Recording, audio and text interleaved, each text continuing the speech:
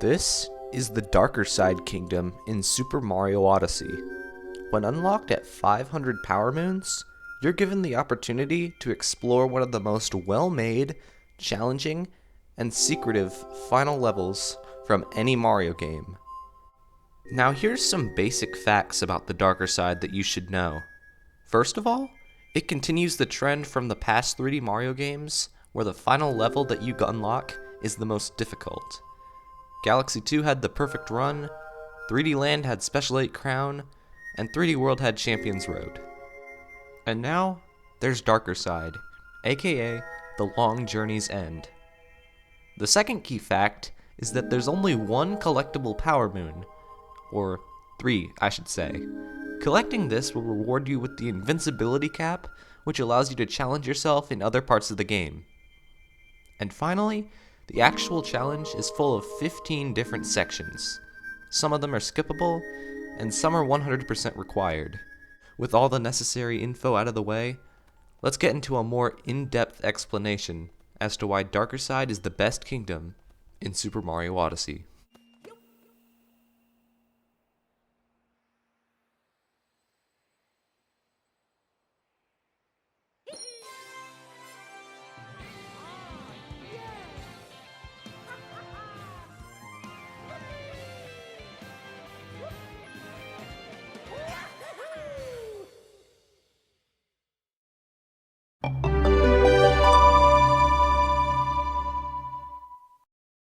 Darker Side is filled to the brim with the most unintended skips that could shave minutes off your speedrun or casual playthrough.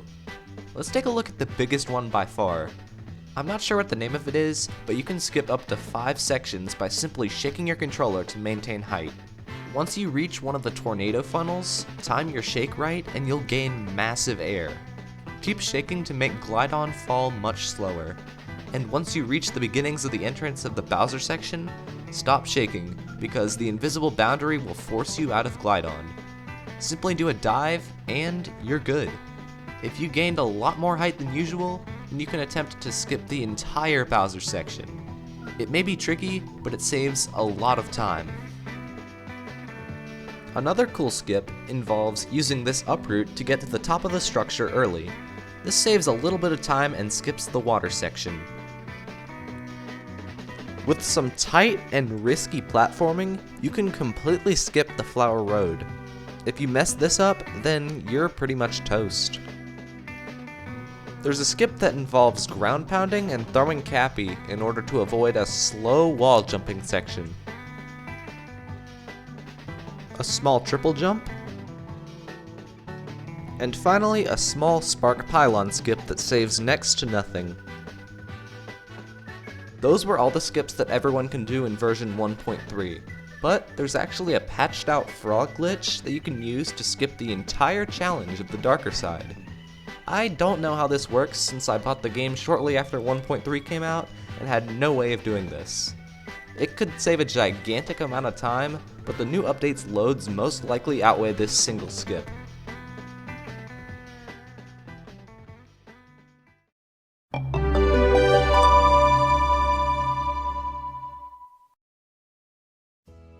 By far the coolest thing about Darker Side is the number of unintended, hidden, and mysterious areas inside of the Moon Cave. First of all is the one everyone dreamed of being able to do, the impossible climb. You only have a few ways to get to the top. The first two involve the Glide-On capture. If you can get proper height from the tornado boosts and preserve as much altitude as possible, while also keeping a good line, you'll either reach the top, or you can go to the incredibly difficult wall jumping section and perform some insanely tricky parkour to reach the top. The second option is to use the max height glitch with Glide-On, and it's basically free.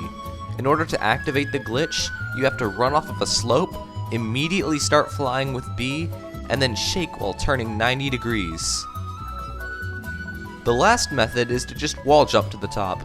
There's nothing much of interest up there, just some wonky collision at some places. There aren't very many other cool secrets, just some hidden caves all around the level.